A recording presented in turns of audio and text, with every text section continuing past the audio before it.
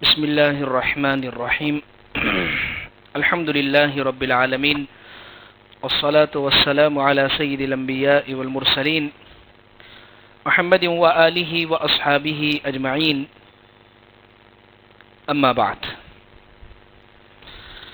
تعزیت کے فضائل اور اس کے آداب. عزیز بزرگوں، میت کے انتقال کے بعد اس کے لیے ایصال ثواب کیا جاوے. ایصال ثواب کے بعد میت کے گھر والوں کے ساتھ تعزیت، جس کو ہم کہتے ہیں بیسنے کے لیے جانا، بیٹھنے کے لیے جانا، میت کے گھر والوں سے ملنا.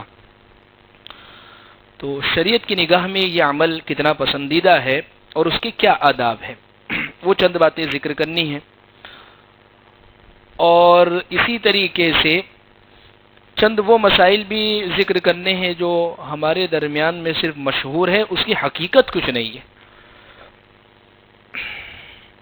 سب سے پہلی چیز تو یہ ہے کہ تعزیت کا مطلب یہ ہے کہ میت کے گھر والوں کو تسلی دینا، تسلی کے دو بول دینا، ان سے آخرت کی بات کر لینا، ان کے غم کے اندر شریک ہو جانا، ان کی ہمت بندھا دینا اور ان کو ایسے الفاظ کہہ دینا کہ جس کی وجہ سے ان کو سکون مل جائے. اس لیے بہت بڑی چیز ہے، اس پر فضیلتیں بھی بڑی زبردست آئی ہے.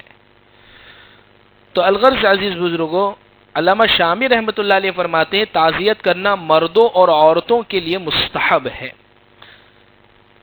اور عورتوں کے لیے اگر کسی فتنے میں پڑنے کا اندیشہ نہ ہو تو، ورنہ اگر وہ تعزیت کرنے جا رہی ہے، بیٹھنے جا رہی ہے، اور اگر اس کو معلوم ہے کہ میرے الفاظ، میرا بولنا فائدہ مند ہوگا تو اچھی بات ہے، ورنہ اگر جا کر اس نے کیا ہوا تھا، کیسے ہوا تھا، اشارے چلے گئے، تو آپ تو اور زیادہ ان کو رلانے کے لیے وہاں پہنچ رہی ہے.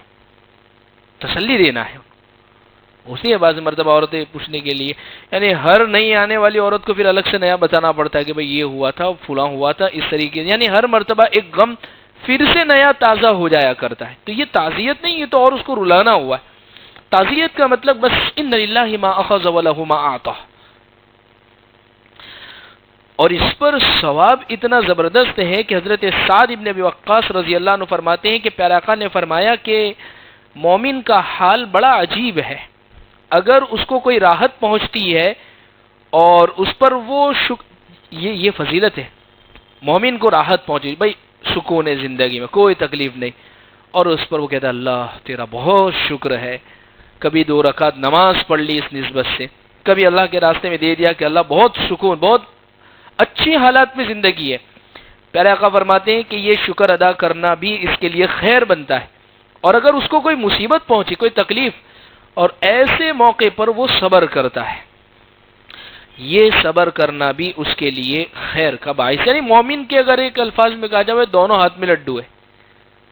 2 حالت میں سے ایک حالت میں ہوتا ہے انسان، غم والی حالت میں، پریشانی اور تکلیف میں گزر رہا ہے، یا خوشی میں شکر کر لے تو اللہ کا، نافرمانی نہ کر، غم میں صبر کر لے، شریعت کی حدود سے باہر مت جا، تیرے لیے مزے ہی مزے. تو الغرض عزیز بزرگوں، یہ چند چیزیں ہیں. اس لیے حدیث پاک میں الگ الگ موقع پر کہیں تو فرمایا کہ اگر کسی کی اولاد کا انتقال ہو گیا، اس پر وہ صبر کر رہا ہے، اللہ اس کی اولاد کو اس کے لیے جنت میں داخل ہونے کا ذریعہ اس کو بنائیں گے، جنت میں اس کے ماں باپ کو وہ لے کر جائیں گے. اسی طریقے سے جنت کے اندر اللہ تبارک و تعالی ایک گھر عطا فرمائیں گے ایسے شخص کو کہ جو اپنی اولاد کے مرنے کے اوپر صبر کرتا ہے، اس کو بیت الحمد عطا فرمائیں گے. تو الغرض عزیز بزرگوں، تعزیت، صبر کرنا اور سامنے والے کو صبر کی تلقین کرنا، اس کے غم میں شریک ہونا بہت فضیلت والی چیز ہے. حضرت ابو ہریرہ رضی اللہ عنہ فرماتے ہیں کہ رسول اللہ صلی اللہ علیہ وسلم نے فرمایا جب کسی شخص کے جوتے کا تسمہ، یعنی جوتا جس سے پہنا جاتا ہے، چپل ٹوٹ گئی، ہم یوں سمجھ لیجئے، اور ایسے موقع پر اگر وہ کہیں انا للہ و انا الیہ راجعون، ظاہر سی بات ہے چپل بھی ایک سخت گرمی ہو اور بالکل بیچ سڑک میں اگر ٹوٹ جاوے اور موچی بھی پاس میں ہو، جوتے کی دکان ہے، جوتے کی دکان تو ہے لیکن پیسے نہیں ہے جیب میں، تو وہ چاہے 50 روپے کی چپل ہوگی، بہت قیمتی ہوگی وہ، اور اکثر اس کا سابقہ حرمین میں بہت پڑتا ہے کہ جب چپل چوری ہوئی، چوری تو اکثر ہوتی نہیں ہے، انسان رکھ کر بھول جاتا ہے، یا صفائی والے اپنی صفائی کی غرض سے آگے پیچھے کرتے ہیں تو اس میں، تو پھر جب باہر دھوپ کا جو منظر ہوتا ہے تو وہ بڑا ہی زبردست ہوتا ہے کہ بالکل تپتی ہوئی گرمی. اب ایسے موقع پر ہوٹل میں تو پڑی ہے چپل، لیکن یہ روڈ پار کرنا بالکل سر کے اوپر بڑا مشکل ہوتا ہے، تو پھر اس میں مسئلے پیش آئے. بھائی تو کسی کی پہن جا، وہ بھی تیری پہن کے گیا ہوگا، چلتا ہے، یہاں پر کوئی حرج کی بات نہیں ہے، یہ درست نہیں ہے، یہ جائز نہیں ہے اس طریقے سے مسئلہ. تو الغرض عزیز بزرگوں، ایسے موقع پر انا للہ پڑھنے کی بڑی بڑی فضیلت آئی ہے. حدیث پاک میں ہے، شعب الایمان کی روایت ہے کہ اللہ کے نبی صلی اللہ علیہ وسلم نے فرمایا کہ جب کسی مسلمان کو یہ معمولی سی بھی تکلیف پہنچی اور وہ انا للہ پڑھتا ہے، جب کبھی بھی تکلیف پہنچے، لائٹ گئی فوراً پڑھے انا للہ و انا الیہ، پیسے 1 روپیہ ڈھونڈ رہے، بھائی کہاں گیا، فوراً پڑھے انا للہ و انا الیہ راجعون، ارے ہاں یہ جیب میں رکھا تھا. اس پر بھی مومن کو ثواب ہے.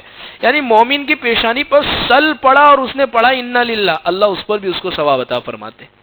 اور انا للہ پڑھنے کی فضیلت اتنی زیادہ ہے کہ اللہ تبارک و تعالیٰ اس کو بہت ساری نعمتیں انا للہ پڑھنے پر دیتے. ایک نعمت تو یہ کہ اللہ کی مہربانیاں اور عنایتیں اس پر ہوتی ہے. قرآن کہہ رہا ہے اولئک علیہم صلوات من ربہم ورحمہ، جو انا للہ پڑھتا ہے اللہ کی خصوصی رحمتیں اس پر ہوتی ہے.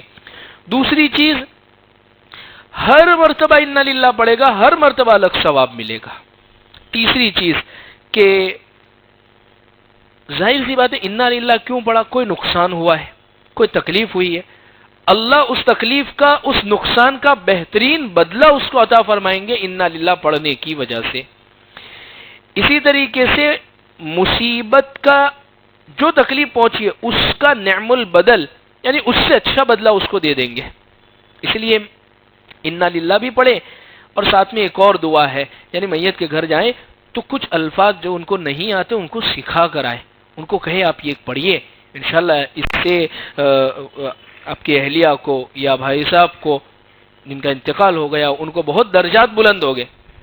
تو ایسا کچھ سکھا کر آوے اور خود ان کو بھی بتا کر آوے کہ بھئی آپ یہ پڑھتے رہیے اس کے پڑھنے کے اوپر. جیسے اللہم اجرنی فی مصیبتی واخلفنی خیرا منہا، حضرت ام سلمہ رضی اللہ عنہ فرماتی ہے کہ میرے شوہر ایک مرتبہ حضور کی مجلس میں گئے اور حضور نے یہ بات ارشاد فرمائی کہ جو کوئی بندہ یہ پڑھتا ہے اللہم اجرنی فی مصیبتی، اے اللہ اس مصیبت میں ہمیں ثواب عطا فرمائیے، واخلفنی خیرا منہا، اور اس کا اچھا بدلہ ہمیں دیجیے، اللہ اس کو بہترین بدلہ عطا فرماتے، وہ سوچ نہیں سکتا ہے. حضرت ام سلمہ فرماتی ابو سلمہ میرے شوہر کا انتقال ہوا، میں یہ تسبیح پڑھنے لگی، اس کو پڑھنے لگی، لیکن میں بار بار سوچتی اتنے اچھے تھے، اتنے بہترین تھے، اتنے پیارے تھے، ان سے اچھا تو کون ہو سکتا ہے، نمازی، عبادت گزار، اور اسی طریقے سے بیوی کے حقوق ادا کرنے والے. لیکن اللہ اور اللہ کے نبی صلی اللہ علیہ وسلم کی بات پر یقین کرتے ہوئے پڑھا. اللہ کے نبی صلی اللہ علیہ وسلم خود اپنا رشتہ لے کر آئے کہ اللہ کی طرف سے یہ پیغام ملا ہے، یہ نعم البدل، اچھا بدل ملا اللہ کی طرف سے. اسے جب کبھی حالات آوے تو یہ پڑھیں اور دیکھیں اللہ کیا کرتے ہیں، پھر اللہ کی طرف سے کیا اجر ملتا ہے. تو خیر، پانچویں فضیلت، مصیبتوں پر اجر ملتا ہے انسان کی ہر مصیبت کے اوپر، اور انا للہ پڑھنا یہ اس امت کی خصوصیت ہے. اور اسی طریقے سے اللہ جنت میں مقدس مکانات عطا فرماتے ہیں. اس کے بعد تعزیت کے چند فضائل میں ذکر کروں کہ دیکھیے تعزیت کرنا کسی مصیبت والے، تکلیف والے کو، اور یہ انتقال کے موقع پر بھی ہو سکتا ہے، یا جب کبھی کسی کو بھائی کاروبار میں نقصان ہو گیا تو اس کو تسلی دینے کے لیے بھائی انشاءاللہ چلتا رہتا ہے، اس میں کوئی حرج کی بات نہیں، فلاں کا بھی ایسا ہوا تھا، اللہ نے پھر ان کو ترقی دیا، آپ پھر محنت کریں گے. تو یہ بہت بڑے بول ہوتے ہیں انسان کے لیے، بہت بڑی اس سے اس کی ڈھارس، اس کی ہمت بندتی ہے انسان کی، ایسے بول. تو ایسے موقع پر حضرت عبداللہ ابن مسعود رضی اللہ عنہ فرماتے ہیں جو شخص کسی مصیبت زدہ کو تسلی دیتا ہے تو اسے بھی اتنا ہی ثواب ملتا ہے جو اس کو مصیبت کے اندر ثواب مل رہا ہے. ثواب میں دونوں شریک اتنے زیادہ ہو جاتے ہیں. اللہ جنت کا عمدہ لباس پہناتے ہیں، جنت کے اندر سبز جوڑا اس کو پہنائیں گے، جنت میں اس کو باعزت مقام پر اللہ اس کو رکھیں گے. کس کو؟ تسلی دینے والے کو. اسی طریقے سے جہنم سے چھٹکارے کا ذریعہ بنے گا، عرش الہی، اللہ کے عرش کے سائے میں اس کو جگہ ملے گی۔ لیکن تعزیت کے کچھ آداب ہیں۔ تعزیت کے آداب کا مطلب یہی ایک ہی مرتبہ ہونی چاہیے۔ تعزیت کا مطلب یہ، جیسے میں نے شروع میں ذکر کیا، بار بار تعزیت کرنا اور بار بار پہنچ جانا تو پھر اس کی وجہ سے ہوتا یہ ہے کہ غم بعض مرتبہ تازہ ہو جاتا ہے پھر آ کر پھر وہ، اور تعزیت کرنے والے کو بھی بڑی سمجھداری کے ساتھ تعزیت کرنی چاہیے۔ سمجھداری کا مطلب یہ ہے حدیث اور قرآن کی روشنی، اسی طریقے سے ایسے بولنے چاہیے کہ جس بول کی وجہ سے ان کی تسلی ہو، نہیں ہے کہ وہ اور رونے والے بن جاوے، ایسے الفاظ بولنے چاہیے۔ اور تعزیت جو ہے وہ ہلکی پھلکی ہونی چاہیے۔ ہلکی پھلکی ہونے کا مطلب مختصر الفاظ کے ساتھ، جیسے حدیث میں ہے ان للہ ما اخذ وَلَهُ مَا أَعْطَى، بھئی اللہ کی امانت بھی اللہ نے لے لی، اور اللہ جس کو چاہتے ہیں وہ دے دیتے ہیں۔ اس لیے اللہ کی امانت تھی، چند دنوں کے مہمان تھے، وہ دنیا سے رخصت ہو گئے، اس کے اوپر آپ کو فضیلت کیا ملنے والی ہے؟ وہ چند فضیلتیں سنا دے۔ تو یہ چیز ہے۔ اچھا، ہوتا کہ یہ تعزیت کی یہ چند آداب ہے جو میں نے ذکر کیے ہیں۔ اب ہوتا کیا ہے، میت کا انتقال ہوا، میت کے انتقال کے بعد جیسے میں نے پہلے بھی ذکر کیا کہ میت کے گھر والوں کے لیے کھانے کا انتظام وغیرہ کر دے۔ کھانے کا انتظام کون کرے؟ تو بھئی پڑوس والے کر دے، رشتہ دار کر دے، محلے والے کر دے۔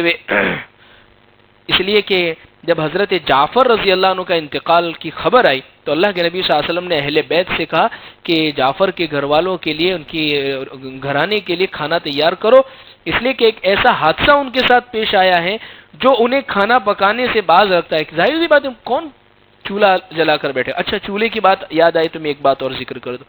ایک غلط بات ہمارے ذہنوں میں یہ بیٹھی ہے کہ بھئی میت کے گھر تو اس دن چولہا جلنا ہی نہیں چاہیے۔ بعض مرتبہ اتنی سخت ضرورت پیش آ جاتی ہے چولہا جلانے کی، جیسے پانی گرم کرنے کے اوپر بھی ہم یہ سمجھتے ہیں کہ سگڑے پہ پانی گرم کریں گے تو ہی اس کی فضیلت ہے۔ ایسا کوئی مسئلہ نہیں ہے کہ سگڑا پھر وہ نہیں بھی ہوتا ہے، مانگ کے بھی لاتے ہیں، تلاش بھی کرتے ہیں، بھائی نہیں ہے تو کوئی حرج کی بات نہیں، سگڑے پر گرم کرنے کی کوئی فضیلت نہیں ہے۔ آپ چولہے پر گرم کر دیں، گیس پر گرم کر دے، ہیٹر میں گرم کر لے، کوئی حرج کی بات نہیں ہے، ساری چیزیں درست ہیں۔ لیکن یہ جو چیزیں ذہنوں میں بیٹھی ہوئی، ان چیزوں کو آسانی، حضور کیا فرماتے ہیں؟ بشرا ولا تنفرا، یسرا ولا تعسرا، کہ لوگوں کو خوش کرو، ان میں نفرتیں مت پھیلاؤ، اور لوگوں کے لیے آسانیاں کرو، ان کے لیے مشکلیں مت پیدا کرو، آسانیاں کرو ان کے لیے جتنی زیادہ آسانی ہو سکے۔ ہمارا دین ان الدین یسر، بہت آسانی والا دین ہے۔ تو الغرض یوں سمجھتے ہیں کہ، تو ایک بات تو یہ ذہن میں رکھے کہ بھئی اس پر پانی گرم کرنا ضروری نہیں ہے، دوسرے انتظامات بھی ہو تو کر سکتے ہیں۔ دوسری بات کہ اس دن چولہا جلائے، جیسا اب یہی موقع پر چولہا جلانے کی نوبت آتی ہے کہ پانی گرم کرنا ہے، تو کہا نہیں، میت کے گھر میں تو چولہا نہیں جلا سکتے، بالکل غلط بات ہے۔ اگر ضرورت ہے جلا سکتے ہیں، ہو سکتا ہے کہ انہوں نے کھانا بنا کر رکھا ہو اور وہ خراب ہونے والا ہو یا پھینکنے میں چلے جاوے، تو وہ قریبی رشتہ دار آ کر ان کے گھر سے گرم کر کے ان کو کھلا سکتے، کوئی حرج کی بات نہیں ہے۔ پھینکنے سے بہتر تو کسی کے پیٹ میں چلے جانا ہے بہتر۔ تو الغرض یہ چیز ذہن میں رکھیں۔ اسی طریقے سے میت کے گھر والوں کو کھانا کون پہنچاوے؟ تو یہ تو جیسے ہمارے یہاں پر تو عام طور پر رشتہ دار ہی ہوتے ہیں، جس کو ہم بھیپا کے نام سے کہتے ہیں کہ فلاں آ جاتے، تو کوئی حرج کی بات نہیں ہے، رشتہ دار ہو، محلے والے ہو، تعلق رکھنے والے ہو، وہ آ جاوے۔ کتنے دن تک کھانا بھیجنا چاہیے؟ تو کہا کہ ایک دن سے زیادہ کھانا بھیجنا مکروہ ہے، بس ایک دن تک کھانا ہے، میت کے گھر والوں کو ایک دن کا مکمل کھانا بھیج دے، اور اس میں بھی کوئی تکلف کسی قسم کا نہ کرے۔ تکلف کرنے کا مطلب یہ ہے کہ کچھ چیزیں وہ ہو کہ جو بالکل ایسی چیزیں کہ جو بناوٹی لگتی ہو کہ یہ آئٹم کا بننا ہی ضروری ہے، بھئی جو جلدی سے ہما حاضر ہو جاوے اس کو پیش کر دے، بس یہ سادی سی بات ہے۔ تو یہ میت کے کھانے کے، اور اسی طریقے سے میت کا کھانا کون کون کھا سکتے ہیں؟ تو اس میں یہ عام دعوت نہیں ہوتی ہے کہ جس میں سارے لوگ شریک ہو جاوے۔ بھئی میت کے گھر والے اور جیسے ایک تو رسم بن پڑی ہے کہ میت کے گھر والوں کے ساتھ ساتھ دوسرے بھی سارے ایک ضیافت میں آئے، ایک مہمانی میں آئے، سارے کے سارے بھی بیٹھ جاتے، تو یہ نہیں ہے. بس وہ عزیز قریب رشتہ دار کہ جو میت میں مشغول رہنے کی وجہ سے ان کو کھانے کا موقع ہی نہیں ملا ہے. ایک تو وہ جن کے ساتھ صدمہ پیش آیا ہے، جو خود میت کے گھر والے ہی ہے، تو وہ تو نہ بنایا ہے انہوں نے اور نہ وہ کہیں کھانے جائیں گے، تو ان کے لیے. اسی طریقے سے جو قریبی رشتہ دار ہے، قریبی رشتہ دار جو ان کو کھلانے کے اندر ہے، اچھا یہاں پر یہ بھی چیز ضروری ہے کہ ساتھ میں بیٹھ کر ان کو کھلائیں بھی. اور یہ الحمدللہ ہمارے یہاں پر یہ چیز رائج ہے، اچھا ہے، اس کو باقی بھی رکھیں کہ ساتھ میں بیٹھ کر ان کو کھلائیں، نہ کھائیں پھر بھی مطلب ان کو ترغیب دیں ان چیزوں کی. لیکن ہوتا کیا ہے، ایک دن کا تو کھلا دیا، اب دوسرے یا تیسرے دن غالباً ایسا ہوتا ہے کہ اب وہ کھلانے والوں کو میت کے گھر والے پھر کھلا پلا کے رخصت کرتے ہیں. یہ چیز غلط ہے. ڈیگے بنانا، میت کے گھر والوں سے ڈیگے چڑھوانا، یہ کہاں تک درست ہو؟ نہ چاہتے ہوئے بھی بیچارہ، پتہ نہیں بھئی شادی تو ایک تیاری کے ساتھ ہوتی ہے کہ ہے بجٹ پڑا ہے، اور انتقال تو اچانک سے ہوتا ہے، ہو سکتا ہے اس کے پاس کچھ نہ ہو اور اس کے اوپر تم ڈیگے پہ ڈیگے چڑھوا رہے ہو، خرچے پہ خرچے کروا رہے ہو، تو یہ درست نہیں ہے. بھئی ہو گیا، آپ نے ایک دن کھلا دیا، اب آپ گھر جائیں، اب ان کو چھوڑ دیں، اب وہ اپنے طور پر کھا لیں گے. نہیں یہ کہ فلاں بھی مہمان آیا، باہر سے بھی آئے، یہاں سے بھی آئے فلاں، اور سارے کے سارے جس طریقے سے خوشی کا موقع ہے. تو اس طریقے سے میت پر کھانے کو بعد میں یہ ضروری سمجھنا، میت کے گھر والوں کی طرف سے جو دعوت کرنا، یہ ایک رسم ہے. یہ چیز شریعت میں بھی درست نہیں ہے. اور ایک عقل مند انسان تھوڑا بیٹھ کے سوچے تو اس کو بھی نہیں کہ یہ کیسے ٹھیک لگتا ہے یار. آپ تھوڑی دیر کے لیے غور کریں کہ اللہ نے اگر صحیح سمجھ دی ہے تو واقعی کہے گا کہ یار دعوت میں تھوڑی آئے ہیں کہ ہم ان کے گھر پر بیٹھ کے کھا کے آ جائیں. تو یہ ایک عقل مند انسان بھی اس چیز کو یہ سمجھتا ہے کہ نہیں، یہ چیز درست نہیں ہونی چاہیے. اس لیے یہ دعوت اور اس کا قبول کرنا دونوں ممنوع ہے، ہرگز جائز نہیں ہے. اس قسم کی رسم سے بچنا چاہیے. علامہ شامی رحمۃ اللہ علیہ نے اس دعوت کے متعلق لکھا ہے، یہ بالکل درست نہیں ہے. تیجا جس میں آ گیا، 10واں جس میں آ گیا، 40واں جس میں آ گیا، یہ بالکل درست چیز نہیں ہے.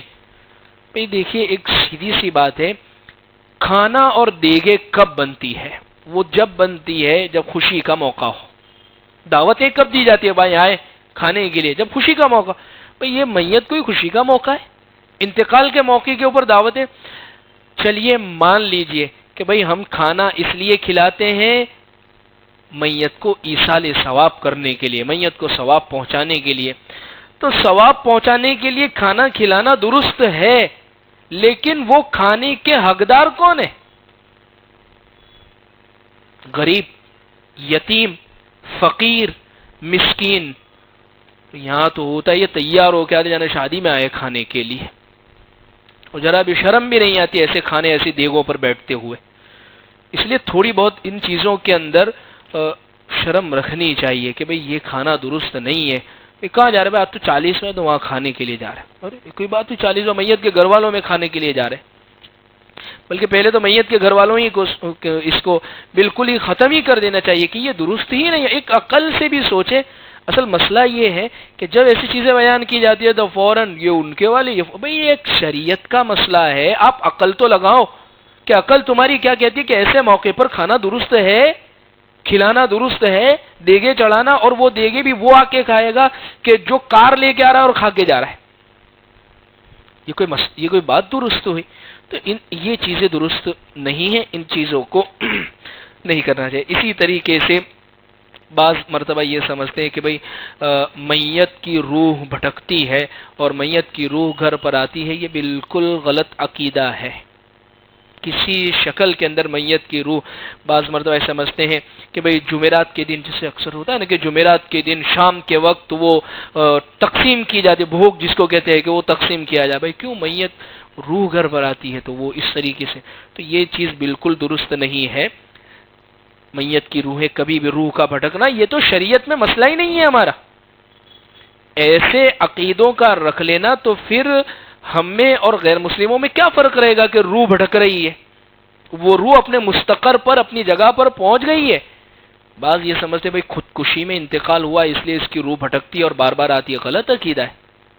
بھئی چاہے خودکشی کی ہے اس نے، اپنی موت اس نے خود اپنے طور پر کی ہے، اپنے آپ کو خود مارا ہے، لیکن اس کے مرنے کے اوپر بھی اللہ نے اس کا اس قسم سے مرنا طے کیا تھا، تو ظاہر سی بات ہے وہ اپنے مستقر اپنی جگہ پر وہ پہنچ گیا، اس کے یہ عمل پر اس کو گناہ ضرور ہوگا، لیکن ایسا نہیں ہے کہ اللہ کو معلوم نہیں تھا اور وہ مر گیا.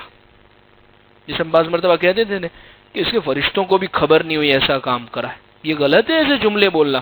بعض مرتبہ پتہ نہیں کیا کیا کہہ دیتے ہیں کہ کسی کو خبر بھی نہیں ہوئی. تو یہ ایسے جملے بولنے سے ہم اپنی حفاظت کریں. زبان جو ہے اسی پر پکڑ ہے، سارا کھیل اسی پر ہے. اسی لیے اللہ کے نبی صلی اللہ علیہ وسلم نے بار بار زبان پکڑ کے کہا یہ لے جائے گی جہنم میں، تو اس کو تھوڑا سا قابو میں رکھیں. اسی طریقے سے میت کے گھر پر عورتوں کا جمع ہونا کئی مرتبہ، جیسے ابھی میں نے ذکر کر دیا، ایک مرتبہ تعزیت کر لی، اس کے بعد بار بار جمع ہونا یہ مکروہ ہے. اور خاص طور پر ایسی عورتوں کو تو آنا ہی نہیں چاہیے جو ایک تو بن سور کر آتی ہے، بالکل کپڑے اچھے نوے پہ، ایسے کو تو آنا ہی نہیں چاہیے. دوسری بات کہ جو رلانے کے لیے آ رہی ہے ان کو بھی آنا نہیں چاہیے. ہاں جن کے آنے کی وجہ سے اس کو تسلی ہوتی ہے، بھئی اس کی سگی بہن ہے، اس کی ماں ہے، اس کی بیٹی ہے، کہ یہ آتی ہے تو اس کو اچھا لگتا ہے، تو یہ تو اس کے رشتہ دار ہیں. اس کے علاوہ اس کی کوئی سہیلی ہے کہ جس سے اس سے خاص تعلق ہے، تو وہ جب گھر پر آتی ہے تو ان کو اچھا لگتا ہے اور ان کو تھوڑی تسلی ہو جاتی ہے. تو ایسے کو آنے میں کوئی حرج نہیں، لیکن وہ بھی آنے کے بعد اس قسم کے الفاظ نہ کہیں کہ جس کی وجہ سے وہ رونے والی بن جاوے.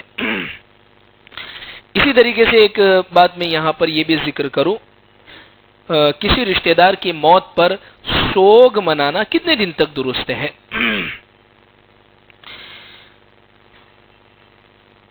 بھئی سوگ منانے کا مطلب رونا، یہ چیخنا چلانا نہیں ہے. سوگ منانے بھئی غم ہے، ہمیں ان کا افسوس ہے انتقال پر، اس کو کہتے ہیں سوگ منانا. حدیث سے ثابت ہے سوگ منانا درست ہے، لیکن 1 دن یا زیادہ سے زیادہ 3 دن، اس سے زیادہ کسی کے لیے سوائے میت کی بیوہ کے لیے وہ 4 مہینے 10 دن تک سوگ منائے گی، اس کو درست ہے. باقی سارے رشتہ داروں کے لیے بعض مرتبہ شادی طے کی ہے اور اچانک سے انتقال ہو گیا، اب مہینے بعد شادی ہے یا کسی شادی میں بیٹے کو جانا ہے تو وہ جا سکتا ہے، کوئی حرج کی بات نہیں ہے. بھئی شریعت، اسی لیے اللہ کے نبی صلی اللہ علیہ وسلم کی زوجہ میں سے ایک زوجہ آئی، ان کے کسی بھائی یا والد کا کسی کا انتقال ہوا تھا اور وہ اپنی سہیلیوں کے سامنے آئی، عرب کا جو ایک کپڑا تھا وہ پہنا اور خوشبو لگائی، یعنی ہم آج کے زمانے میں جس کو کہتے تھے میک اپ کر کے تیار ہو کے، اور اپنی سہیلیوں کو بتایا کہ دیکھو میں اس طریقے سے تیار ہو کر آئی ہوں. اور انہوں نے ساتھ میں کہا کہ مجھے آج تیار ہونے کی کوئی ضرورت نہیں تھی، لیکن میں اس لیے ہو کر آئی ہوں تاکہ تمہیں بتاؤں کہ شریعت میں سوگ جو ہے وہ صرف 3 دن ہے، اس کے بعد سوگ منانا، غم کرنا، ماتم کرنا یا اسی طریقے سے وہ جائز نہیں ہے. تو یہ ان چیزوں کو ہم ذہن میں رکھیں کہ اس طریقے سے سوگ منانا اور اسی طریقے سے یہ 3 دن سے زیادہ کرنا درست نہیں ہے. اسی طریقے ایک اور بات، جیسے میت انتقال ہوا تو انتقال کے بعد بھئی 2 طرح کی چیزیں کرتے، 3 طرح کی. ایک قرآن خوانی رکھتے ہیں مسجد میں، دوسری عورت کا انتقال ہوا ہے تو اس کے سسرال میں قرآن بیان یا جو بھی چیز ہو وہ رکھتے ہیں الگ سے، اور اس کے میکے کے اندر الگ سے رکھتے ہیں. یہ تینوں چیزوں کی کوئی اصل نہیں ہے، نہ بیان رکھنا ضروری ہے نہ قرآن خوانی رکھنا ضروری ہے. کوئی چیز ہو بھئی، میں نے اس قرآن خوانی کا مسئلہ تو اس سے پہلے بھی ذکر کر دیا. عورتوں کے لیے بیانات رکھنا یہ بھی ضروری نہیں ہے، لیکن یہ موقع کی نزاکت کی وجہ سے اس لیے رکھ دیے جاتے ہیں کہ اتنا سارا مجمع آپ اعلان کر کے بلاؤ نہیں آئیں گے. اجتماعات ہوتے ہیں، ہر بدھ کو کہیں ہوتا ہے، کہیں منگل کو ہوتا ہے، آپ کہہ کے بھی آئے کہ بھئی ہمارے یہاں پر اجتماع ہے، بات ہے، بیان ہے، نہیں آئے گی. لیکن یہ ایک موقع ہوتا ہے کہ ایسے موقع پر مسرات اور غم، دل ہلکا ہوتا ہے، غم والے گھر میں آئیے تو کچھ باتیں، وہ پہلے تو مسرات آتی تھی، گاتی تھی، بجاتی، پتہ نہیں کیا کیا کرتی تھی، اور وہ رلا کے جاتی تھی. وہ تو مرثیہ وہ پڑھتی تھی باقاعدہ. ایک تو عورت کی آواز پردہ، اور اسی طریقے سے میت کے گھر والوں کو رلانا تو وہ ایک زمانہ جاہلیت والی ایک رسم ایک قسم بن جاتی ہے، وہ درست نہیں۔ ہاں بیان رکھے تو بھی کوئی حرج نہیں، لیکن اس میں خیال کرے پردے کا لحاظ ہو، ورنہ عام طور پر بیان رکھ دیتے ہیں، مستورات روڈ پر بیٹھی ہے، بیان کرنے والوں کو کمرے میں بٹھا دیا ہے۔ تو بار بار کہتے ہیں کہ بھئی پردے کا انتظام کرو، کہا نہیں ہے تو پھر کیوں رکھتے ہو آپ؟ مت رکھو، سمجھتے ہی نہیں ہے کوئی چیز دماغ میں بیٹھتی ہی نہیں ہے، بس جو ہو رہی ہے سب کر رہے ہیں، ہم بھی وہ کریں گے، لیکن آپ سمجھو تو صحیح بھائی، کوئی چیز کو نہیں رکھوں گے تو کوئی ایسا نہیں ہو جائے گا کہ میت کے اندر، اسی لیے آپ دیکھیں کہ بہت ساری چیزیں ایسی ہیں جو چند چیزیں اس میں ضروری ہے کہ بس یہ کر لیا تو ہو گیا، باقی اس کے علاوہ جتنی بھی چیزیں ہیں وہ سب زائد چیزیں ہوتی ہیں۔ اللہ کے نبی صلی اللہ علیہ وسلم نے فرمایا بھئی میت انتقال ہو گیا، کفن دفن میں شریک ہو گئے، تو حدیث میں فرمایا کہ جو میت کے انتقال کے وقت تھا نماز جنازہ پڑھی 1 قرات ثواب، دفن کرنے تک شریک رہا 2 قرات، 2 پہاڑوں کے، بس معاملہ ختم، اس کے بعد آگے کچھ نہیں ہے۔ سلام کہہ کے وہیں سے بھی کہہ سکتے کہ بھائی السلام علیکم، اب جا سکتے ہیں سارے کے سارے، کوئی حرج کی بات نہیں، بھائی سلام بھی کرنے کی ضرورت نہیں ہے، لیکن یہ ایک علامت۔ تو الغرض عزیز ہوئی کہ یہ چند مسائل تھے، انشاءاللہ اس میں اور بھی کچھ مسائل ہوں گے تو انشاءاللہ آئندہ اس کو تکمیل اور مکمل کرنے کی ہم کوشش کریں گے، اور اس کے بعد اگر وقت رہا رمضان سے پہلے تو ہم زکوٰۃ کے مسائل پر ایک نظر کر لیں گے۔ اللهم لك الحمد كما أنت أهل، فصل على محمد كما أنت أهل، وافعل بنا ما أنت أهل، فإنك أهل التقوى والمغفرة. ربنا آتنا في الدنيا حسنة وفي الآخرة حسنة وقنا عذاب النار. جزا الله عنا محمدا صلى الله عليه وسلم بما هو أهله. سبحان ربك رب العزة عما يصفون وسلام على المرسلين والحمد لله رب العالمين برحمته.